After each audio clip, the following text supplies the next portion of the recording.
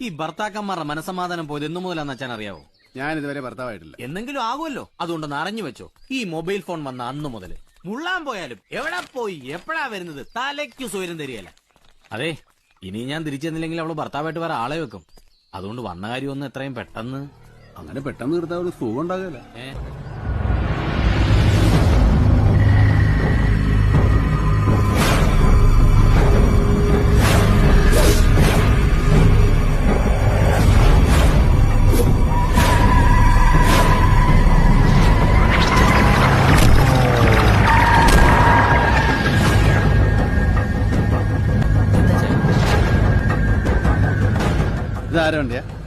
മണിയുടെ നമ്മുടെ കന്നൂട്ടന്റെ പെയിന്റ് മാറ്റാൻ കയറ്റിയതാ.